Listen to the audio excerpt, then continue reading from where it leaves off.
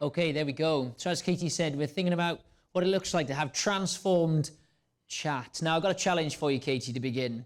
All right, I'm going to name one or two, a few people in this room, okay? Based on what you know of them, conversations you've had, things you've seen them doing, I want you to tell me one thing you think they absolutely love. Yeah, something they really like, based on just what you know, all right? Just so, start with a nice, easy one. Okay. Me. Rugby. Correct, you'd be right. I think you'd be right. Catherine Neely. Ooh, Catherine. I'd say adventure. Oh, Catherine, would that be fair? Yes, yes, she loves climbing and all that. This is a tricky one. I'll see where you go with this. No. Duncan Baird. Ooh. Ooh. Ah. So interesting. Oh, I've stumped you. I have a bit. Someone help Katie out. I'm trying to think. Anyone knows Duncan well? I mean, stretching from the videos. But Pardon? banter. Yeah, I was going to say a laugh, actually. Yeah. I was going to say football. He loves football. Yeah. He's Loves very good. football. Right, tough one to finish. I thought that was going to be easier, but this was a real tough one, okay? Your husband, Dan. Oh, so many things. Competition. Oh, really? Oh, Loves to revealing. Loves to compete. Revealing. Arm wrestles at dinner time by the sounds of it. Right, question for you then, all right? Based on that, okay, how, you're trying to think, what do they love? What's one of the things that you used in your mind to, I guess, assess what you thought they really loved? What do you go off of? So I suppose like knowledge. Yeah? Yeah. And do you find Dan talking about competition a lot of the time? Yeah, I think you can tell, or even when someone, it's also about the way that they speak about it, isn't it? Yeah. That there's a certain wee glint in the eye when they're speaking about certain things. Yeah. This is it. Yeah. Often what we speak reveals the things that we really love and enjoy, yeah? We talk about it frequently. We draw reference to it. Maybe we wear things that represent what we love. We do things, but a lot of the time it comes through, it shines through in the conversations that we have and the words we use. Right, turn to the person next to you. What would your friend say that you really love talking about all the time? What would your friend say about you? Go for it. Sorry, Stitch. I thought I need to go with the guy and then... Sorry. Bless him. I needed Dougie here, didn't I, for you? I needed Dougie here for you, didn't I? Yeah, I was going to give you a pen. Sorry. Should have said Kirsten. It was good, though. It's good.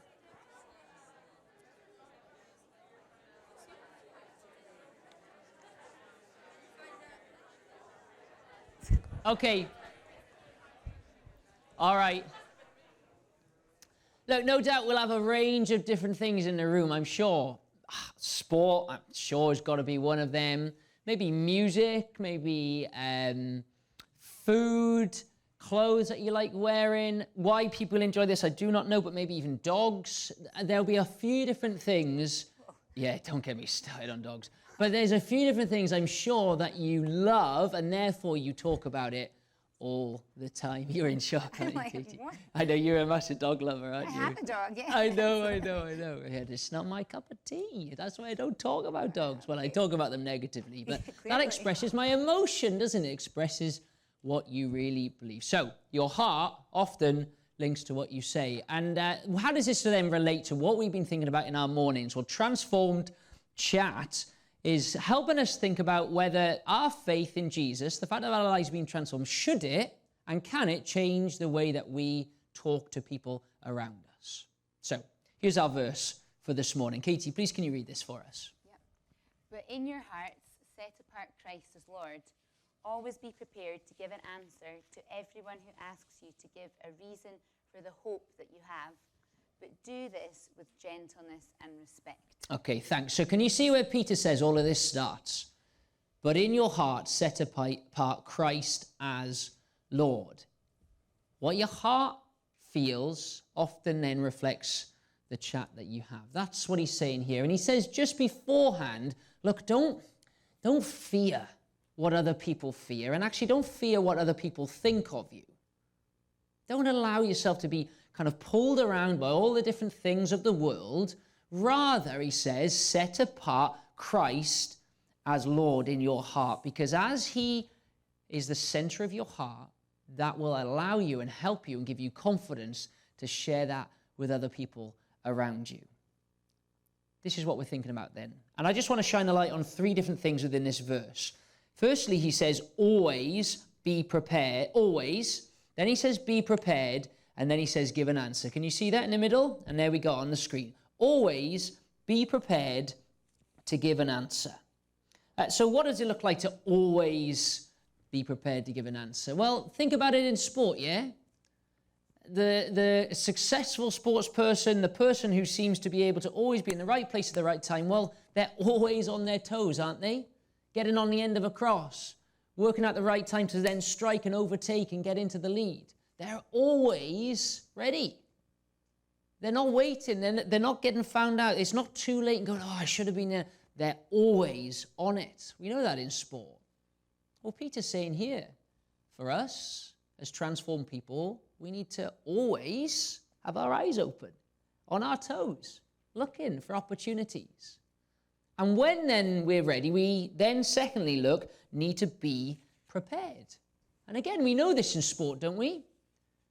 What does it look like to actually be successful and achieve things? Well, a lot of the time it's what you do before you get to game day, before you get to race day. All the hard work maybe in the back garden, at the training sessions, in the gym with Mr. TT. All these different things prepare you, equip you for that moment in sport, to execute that skill. Well, again, what does that look like for us as transformed people? Well, actually, we need to be prepared to talk about it. We need to be ready and know maybe what we're going to say in those moments. Katie, you've been a Christian a long time. No doubt you've had lots of conversations with people. Any tips, anything that you have found helpful to help you prepare for conversations about your faith? Well, I mean, I think wherever possible, I think using the Bible is really important, so that it's not just your own words, but that you're basing what you're saying on the Bible, and actually being able to, specifically quote from the Bible as well can be really, really helpful.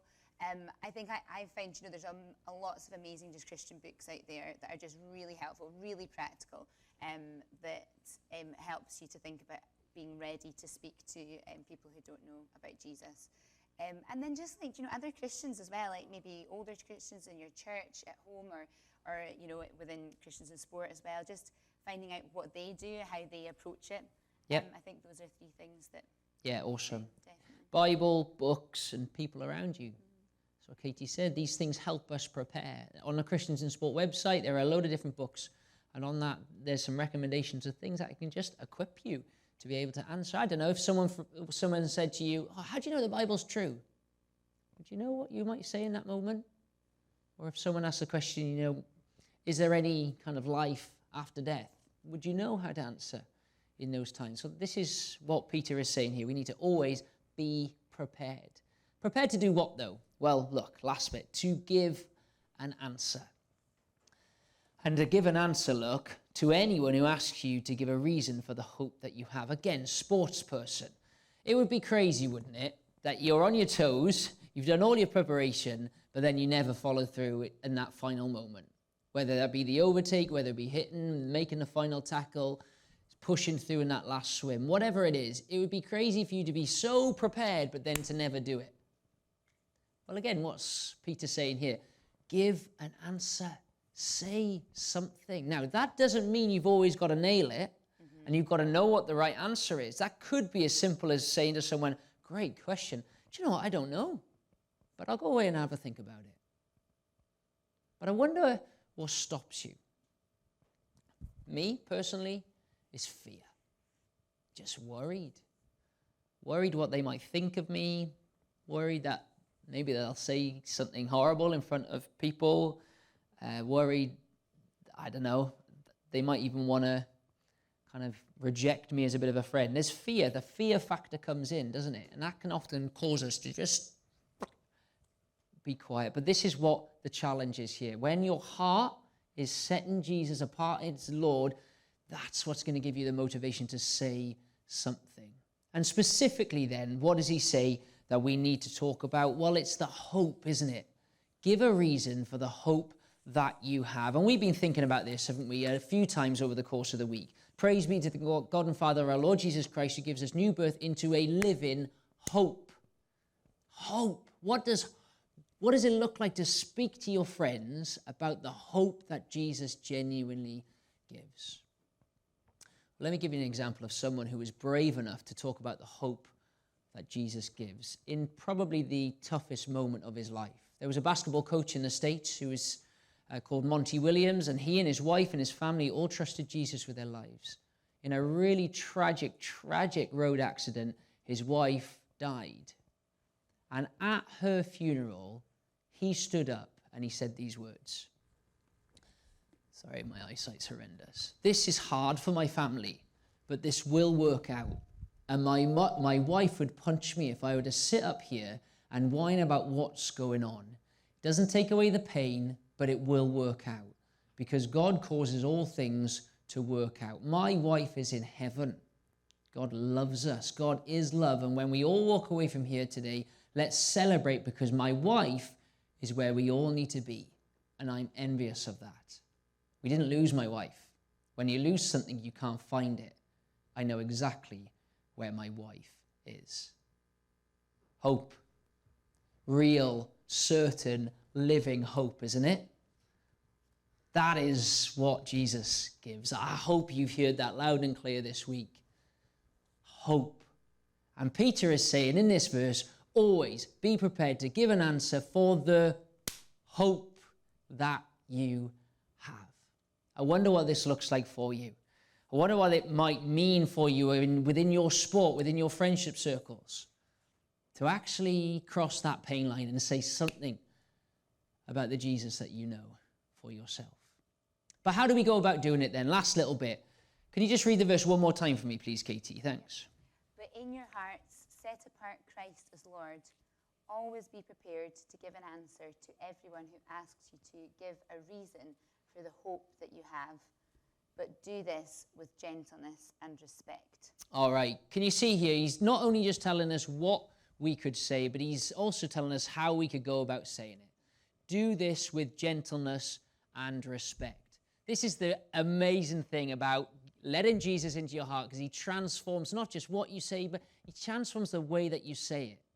And it all is built upon the fact that he has shown us kindness and love and grace, and that starts to change us. So I can start to become, I guess, kinder to people in my words because, well, God's been kind to me. Maybe I can become more forgiving to people in my words. Why? Because God has forgiven me. He starts to transform the way that you go about talking to people around you. And you see two things that he just says here. Do this with gentleness and respect. I guess at times in sport, this is one thing that is lacking, isn't it? We're kind of so competitive sometimes that, I don't know, we become potentially aggressive and we kind of write the opposition off. We turn them into the enemy. And then of course you need to motivate yourself for sport, but does it mean that you have to then spill over? Well, no, I still think there's opportunity here, isn't there, to be gentle and to be respectful in the words that you say to people around you. And of course we've seen, haven't we, with everything going on around the Euros and the spill out afterwards, you know, we're in need of showing respect to people around us. It's an incredible value that God himself encourages us to show. But the question for you, Katie, is what difference do you think it would make then if people talking about the hope that they had did it with gentleness and respect? I think people are just so much more willing to listen to you. I think if you do it, I mean, I think the way that you say anything actually makes just such a difference to people's preparedness to listen. Yeah. And I suppose it's like you say that you can be kind because God is kind. If we look at Jesus in the Bible, he was both gentle and respectful. Yeah, I completely agree. A few years ago, I got the opportunity to go and watch the Wales rugby team train. I was in my element. For myself, my dad, my brother, my uncle, we went and we had lunch with the players all together, sat next to some of my Welsh heroes, and we went to a press conference, and then finally we got to watch them train afterwards. It was brilliant. And I ended up talking to one of the coaches at the time, and I said to him, what's selection like?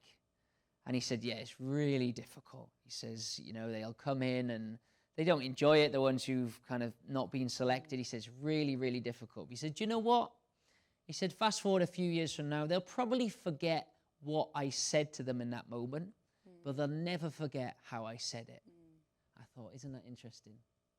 Even with selection for a national squad, he knew the place of how he spoke was really important, not just what he said. He said, they'll always remember how I said it to them. It's the same with our transformed chat. Let's do it with gentleness and respect so that people see Jesus in the way that you live and the way that you go about talking, but also then take those moments. Always be prepared to give an answer for the hope of Jesus.